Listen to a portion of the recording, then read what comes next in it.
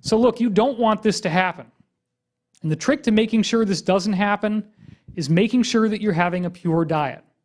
There are so many things in our Western dietary system that calcify the pineal gland and will make you much less psychic. And that includes, the biggest offenders would be refined sugar, white flour, fried food, and factory-raised meat.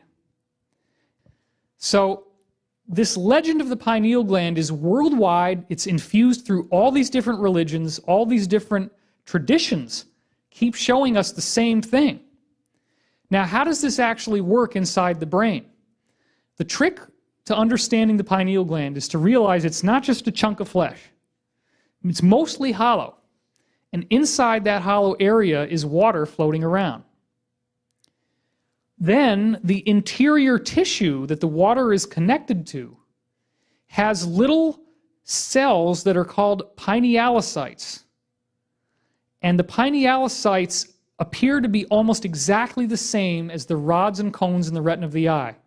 In the book, I have hardcore mainstream science studies, one after another, analyzing these pinealocytes, saying that they look like the rods and cones in the retina, and breaking it down as well, because it turns out that the pineal gland is wired into the visual cortex of the brain just like the eyeball. They actually call it a phototransduction cascade. So what's the big deal with the water? I mean, if you have this retina inside your mind, it's wired up like an eye, it has retinal tissue, what the heck is it looking at?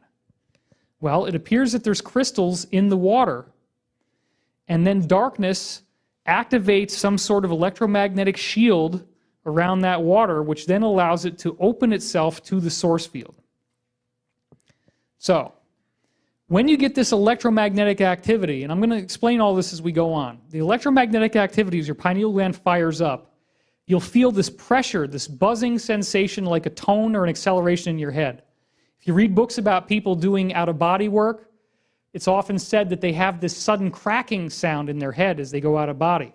A very loud, something like that. Sorry, that's really loud.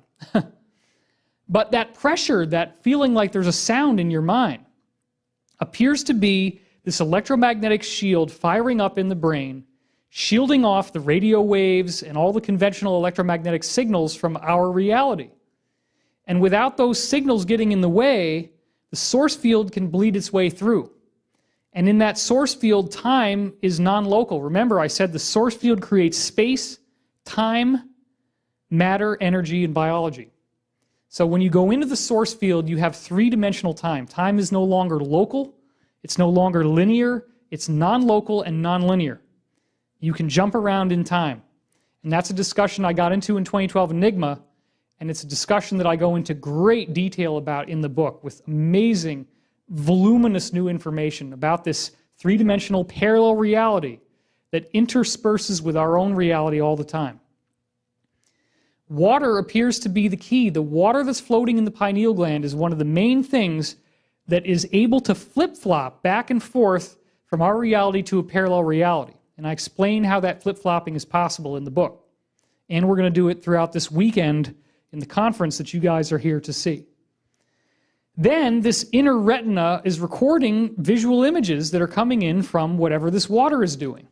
That seems to be the mechanism. The water is shielded off, and that automatically happens when you go to sleep. Every time you go to sleep, that pineal gland fires up, and then you actually have dreams which appear to be in a whole other reality. And I have multiple studies in the book showing people having shared dreaming realities, clear examples time and again that the place that you go when you're remote viewing or when you're out of body or when you're dreaming is a real place. Also the place of ghosts. Ghosts or apparitions. There's a case of somebody that Raymond Moody talks about dying in the operating room, visiting their loved ones out of body. The loved one actually sees them as a ghost. They have a conversation. The person is then resuscitated, and they both remember the same conversation. So you were alive, but dead, and then while you're dead, you go visit somebody else, and they can see you, and you look just like a ghost. That's your existence in the source field. So if you're out there looking at things in your astral body, maybe somehow you're capturing those photons and bringing them back to the physical body. This brings us to this concept of DMT. Dr. Rick Strassman, of course, wrote the book DMT, the Spirit Molecule, a doctor's revolutionary research into the biology of near-death and mystical experiences. There's been a lot of intrigue around the idea of DMT. Why does it work? Why do all these shamanic potions seem to have so much of this chemical in them? Dr. Rick Strassman cites a lot of evidence in this book that the main point where DMT is synthesized in the body is the pineal gland. It has all the right receptors, all the right enzymes, all the right chemical catalysts, and we know that it has melatonin in it, and there's only a couple short chemical shifts that you have to make from melatonin to get DMT.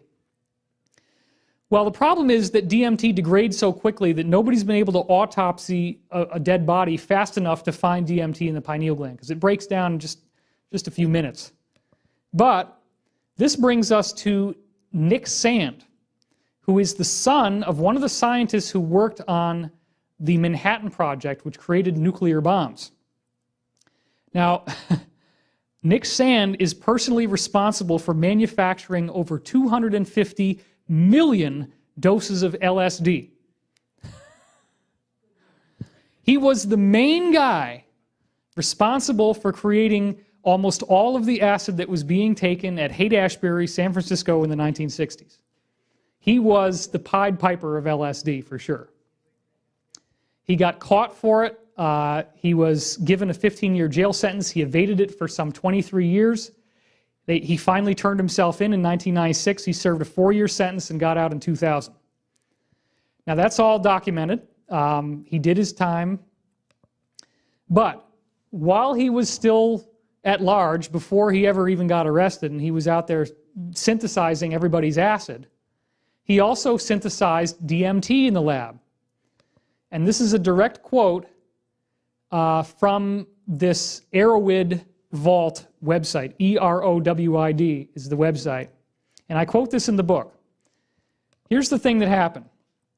He found that DMT had full color lighting effects on a very interesting level. Here's what happened. This is a quote from Erowid now. When hardened DMT that had collected in a tray after he synthesized it was being chipped out with a hammer and a screwdriver in a room that was brightly lit, the blows emitted massive amounts of colored light. So imagine this room is brightly lit.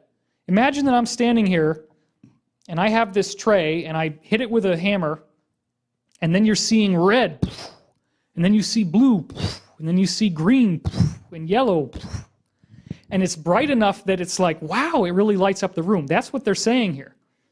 But what was doing that was DMT. Now, what's the property of that? Well, if you've ever had a cigarette lighter and you push the button down, it goes click, and then you see that spark. Do you know what that click is? Do you know how that spark is made? It's a crystal inside that's compressed. And through a process called piezoluminescence, the crystal, as it's compressed, those molecules release this burst of light, which releases photons. That's called piezoluminescence. That's how you get the spark that lights your cigarette. The same thing's been done with crystal radios. That's a piezoelectric crystal. The crystal actually is responding to electromagnetic waves, which are radio waves, and it actually vibrates in those waves, and you can pick it up. That's how they were able to make radios that don't require any electrical power. The electromagnetic frequencies of radio waves make that crystal vibrate, and then you can listen to it and pick up the radio. And depending on how tightly you compress the crystal determines what radio stations you'll get. Because as you tighten the pressure on the rock, it actually, the molecular distance narrows, and then it tunes into different frequencies of the radio spectrum. But here what we're seeing not only is piezoluminescence, but piezochromatism, which means that the photons the crystal gives off when it's compressed, in this case by hitting it with a screwdriver, actually change color.